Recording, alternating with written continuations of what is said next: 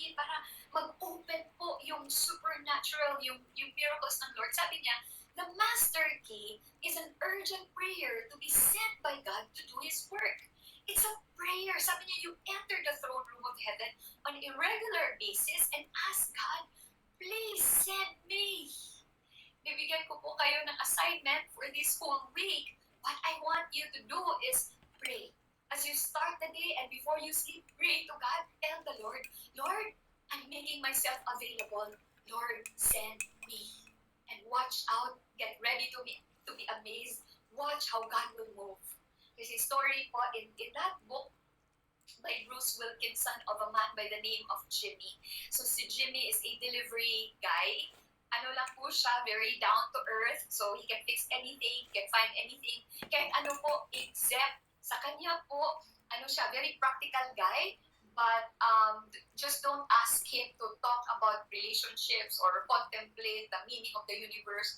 So, sa first time po ni Jimmy na nakarinig po siya na pwede pala, you can really cooperate with God. You can actually partner with God in bringing miracles to the world. Sabi niya, parang imposible kasi he worked in a construction and not in a ministry. So parang he would be struggling to even find one time in the past 10 years of his life where he could say with certainty na he experienced the supernatural. But then yung idea of living a lifestyle of miracles, para sa kanya it was impossible, but of course he realized that if that's possible, then he wanted to learn how to partner with heaven to do God's work on earth. And so taking that big step into the unknown, he committed himself to being God's delivery agent. Nag-pray po siya yung prayer na, Lord, send me. Guess what? The next morning while Jimmy was dropping off windows at a job site, he struck up a conversation with a carpenter named Nick, yung kasama niya po. So si Nick po, dumadaan ng maraming problema sa kanyang marriage. So his marriage was on the rocks and he didn't hold out much hope. Talaga nawalan niya siya ng pag-asa. He just wanted to vent out. Normally, Jimmy would have expressed sympathy for a man in that kind of misery, and then eventually, he would quickly steer far away as possible from such a sensitive topic. But this time, Jimmy was listening to that still small voice. He hung in there, nakinig po siya. He identified with Nick's struggle and he asked a few questions. And then he sensed that the man's heart was open. And so he asked a simple but miracle-inviting question he had learned from Bruce Wilkinson. Sabi niya po, Nick, I really want to help you. What can I do for you?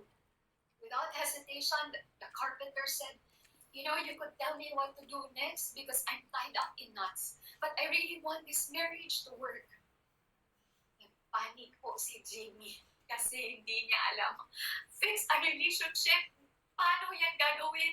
He took a deep breath and then took an outrageous step of faith. Sabi niya, why don't you get something to write? Kuha ka ng papel tsaka ballpen and then when you come back, I'll tell you how to save your marriage. The truth was, Jimmy was actually stalling. Wala po siyang kaklo-klo anong sasabihin niya kay Nick. But grabe as he waited, binalikan niya ano yung na-learn niya from Bruce Wilkinson. Sinabihan po sila, relax. The miracle of God is for you. It's not for you to do. Yours is simply to deliver. So give God a minute. So something or someone seemed to be leading him on what to say po, no? So that nung nagbalik si Nick, yung carpenter, he just suddenly blurted out and he said, you need to go home and make your bed. So si Jimmy had no idea if that was okay. Sabi niya, that's all I have to say. Go home and make your bed. Sabi niya, I guess you don't even need to write it down. But the carpenter was staring at Jimmy with his mouth wide open and sabi niya, how did you know? Sabi niya, that is a giant source of conflict for us. Why? Because I'm the last one up and I never make the bed. And my wife would always tell me it's a sign of everything that's wrong with the marriage. And I don't get it. But you know what? I'm going to drive back at lunch and make the bed before my wife gets home. You see, when we pray that prayer and really mean it in our hearts, Lord, I'm available, send me. God will make us His deliverer. agents so that we are able to bring healing in the lives of the people around us. Let me read again what Bruce Wilkinson said. Sabi niya, when you and I ask to be sent by God, we are taking His urgent, heartfelt command and turning it into our urgent, heartfelt request. We are coming all the way over to God's point of view on what we were born to do. We are declaring to God, I hear your command, but I realize that hearing and agreeing are not enough. Therefore, I am sincerely asking, God, please send me today on a miracle mission. And I'm telling you and I'm telling you, know in advance, when you send me, I will go. Sana po ganun yung panalangin natin at this time. Lord, I'm available. Send me. But the last is this. Let go. H, humility. E, let the Spirit and His Word examine the condition of the heart. And then A is availability. And lastly is L, let go. Let go of anything that stands in the way of God's healing love. One of the most exciting things that Jesus said was in John chapter 14, 12 to 14. Every time I go to this verse, parang, wow, this is so amazing. Sabi ni Jesus, I tell you the truth, anyone who believes in me will do the same works I have done, and even greater works, because I am going to be with the Father. You can ask for anything in my name, and I will do it, so that the Son can bring glory to the Father. Yes, ask me for anything in my name, and I will do it. Can you imagine po doing the works of Jesus and even doing greater things? After Jesus says that, He talks about sending the Holy Spirit to us. And so clearly, we can be God's delivery agent of His healing and miracles. But we must make sure that nothing stands in the way. So God is waiting for partners, people who will partner with Him in bringing healing, in bringing shalom in a wounded and broken world. And sometimes po, what stands in the way is simply our love for easy and comfort. Sabi nga po, easy never needed Jesus. Easy never needed Jesus. If we are to experience being a channel of God's supernatural power and miraculous healing, then we must let go of easy and comfort. To be a channel of God's supernatural power, we must be willing to sacrifice. I love the story of a principal by the name of Henry Darby. His story went viral. And right now, a lot of people would want to help him as he would help his students. I want you to look at how willing he is to sacrifice energy and time and resources simply because he loves his students so much. Let's watch this video. The attention, I'm not used to it. I don't think that I've done anything worthy of distinction to warrant the attention. This is Henry Darby, Walmart associate by night, stocking shelves on the graveyard shift from 10 p.m. to 7 a.m. But he has a day job too, a tough one at that. Good morning. How you doing? As a beloved principal of North Charleston High School in North Charleston, South Carolina. Well, then put your jacket on, please. Do not go in that building without your jacket on. COVID-19 has really placed a damper on the personal relationship because at North Charleston High School, we do express the 3 R's: rigor, relevance, and relationship. Everybody knows that I'm a hugger. When I see my student, come here, boy. Come here, child. Come here, give me a bigger. Meet them at the door, off the buses. You got problems, then come here. Give me a hug anyhow. I'm just that type of guy. He's also the kind of guy who knocks on a student's doors after school and on weekends to check in. A student body who has 90% of their families living below the poverty line. The pandemic hitting his community especially hard. I get a little emotional because when you've got children, you've heard sleep under a bridge, or a former student and her child is sleeping in a car, or when you go to a parent house because there's problems and you knock on the door, there are no curtains and you see a mattress on the floor, and these people need, and I wasn't going to say no. And at my age, we don't ask for money. We just don't. You just go ahead and do what you need to do. And Mr. Darby did. That night shift at Walmart, it's for them. Every paycheck, every dime, all of it goes to helping his students in need. He has done so quietly, not even telling his manager at Walmart about his day job. Even before we knew, it was something special about him. I would be so happy to have Mr. Darby for as long as he will have us as a part of his family and beyond. His endurance, almost superhuman, walking what must be miles through his high school hallways during the day and stocking what looks like miles of shelves at Walmart at night. It's shocking to everyone but his students because they know that's just the kind of man he is. He's ready to help anybody. He's impacting the community in a very special way. He's there when you least expect it, but when you need him the most. Mr. Darby's only request of his students, whom he calls his grandchildren, is to pay it forward. It's quite simple, simplistic. Just learn to help others. That is one of the greatest things that we could do in terms of human beings. Simple, yet powerful words from a man who knows that one person might not change the world, but they might change the world for one person, and that can make all the difference. I am an optimist, but I'm also a determinist. I know that it's going to get better. I know that these times will not always be with us. I know that my students will not always be in poverty. I know that because that's what we are. Grabe, ano? How willing. Before daw po, sabi niya meron po siyang 4 na jobs. Ngayon, 2 na lang. So, okay na. Tinanong po siya, so kailan ka natutulog? Sabi niya, he finds ways. Tinanong nga siya if magpapatuloy pa siya sa Walmart. Sabi niya, it's ethically and morally wrong if I stop. They help me find opportunity for my students. I have to keep on. And yun po, ano na makikita natin na healing has a cost. But he was willing to pay for it. But look at what happened. Now, the entire, ang dami pong nakasuporta sa kanya. Sabi nga ni Erwin McManus, God's favorite context for miracles is sacrifice. God's favorite context for miracles is sacrifice.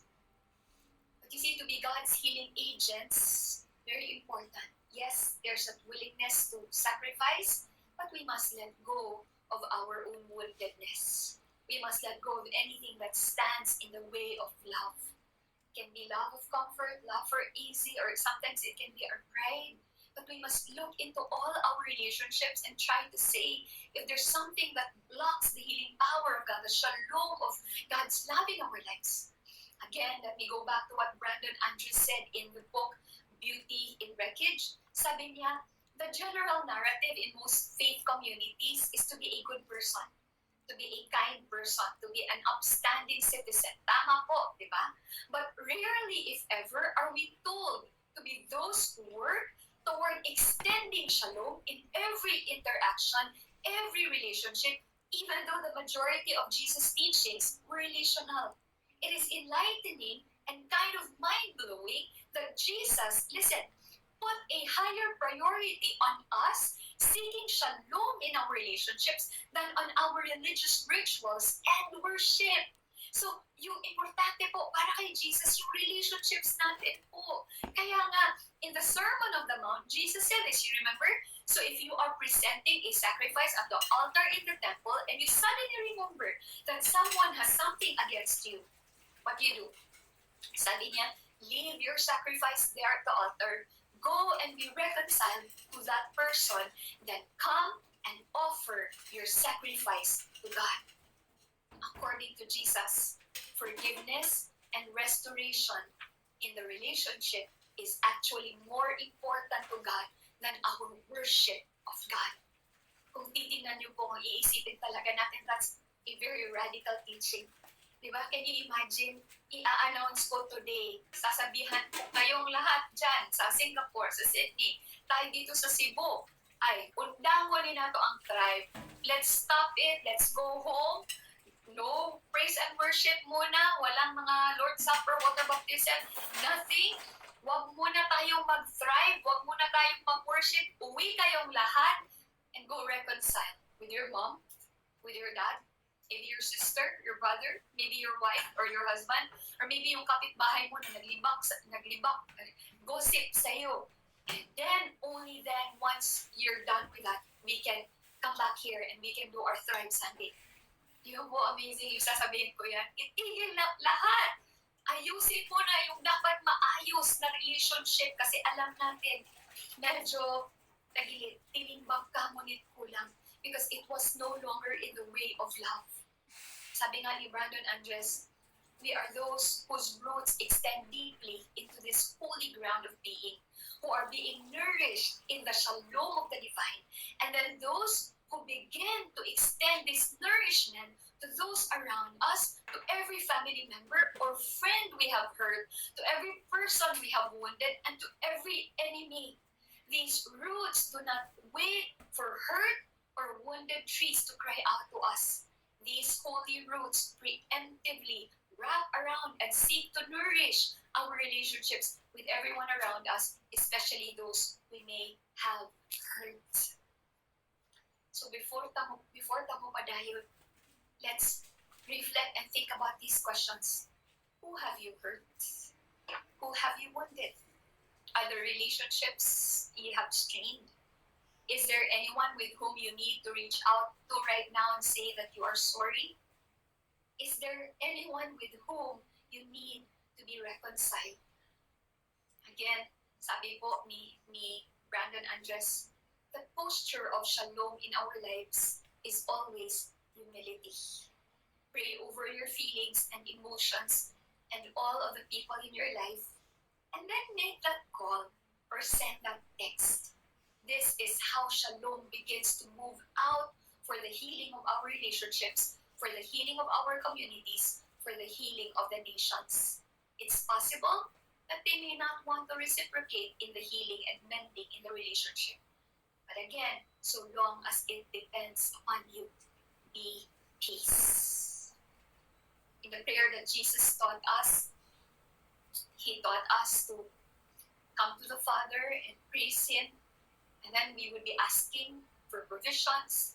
God gives us His protection and deliverance. But in that prayer that Jesus taught us, there's a part where we're the ones who must do it. Tayo po yung talagang gagawa. Ano po yun? Sabi nga, forgive us our sins as we forgive those who sin against us. That's the prayer for healing. If we want healing and freedom, that part po is something that we ought to obey. And as we follow it, we experience the supernatural healing of God. Sabi nga Romans 12:18, if it is possible, as far as it depends on you, live at peace with everyone. So how do we enter into shalom and be a vessel of God's healing love? Again, humility. And then there's allowing the Spirit of God, opening up ourselves for Him to examine us. Very important, let's be available.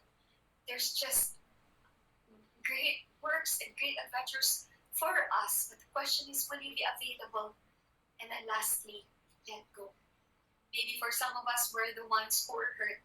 We're the ones who were wounded by abuse or by a painful word or something, no? But we don't have time. With Jordan Peterson's 11th rule, he said, do not allow yourself to become resentful, deceitful, or arrogant.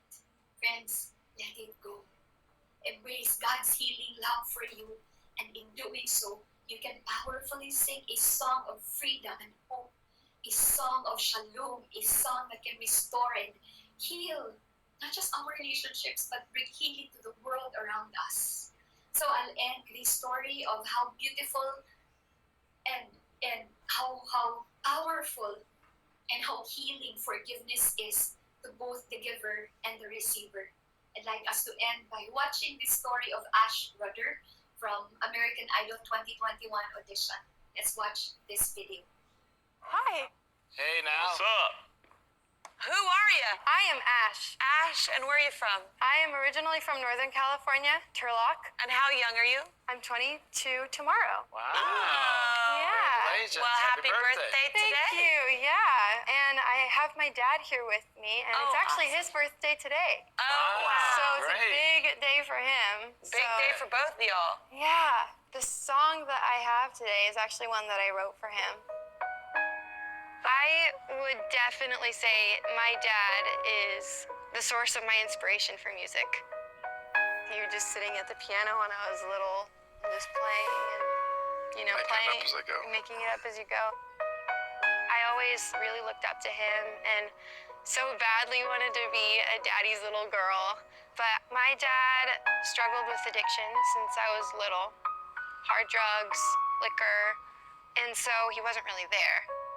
I wish that things could have been different. By the time I got older, I was super angry with my dad. But the few times that my dad would show up, it meant the world to me. And I know that he felt ashamed and felt guilt.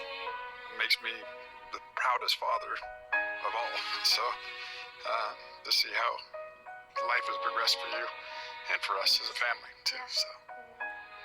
And 2 years ago, he made the choice to become sober. And that's why I'm doing this. I don't feel like you and I had the closest relationship growing up. But we were able to find music together and This has been a neat experience to be hanging out with you and then, watch you.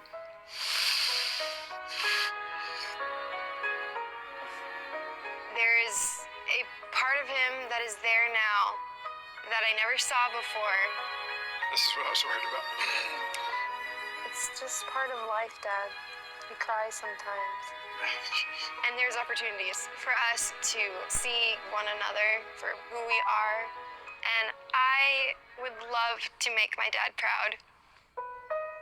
Does he even know you wrote a song for him? No. Should we get him in? Okay, let's go get Dad. Okay, let's go get it.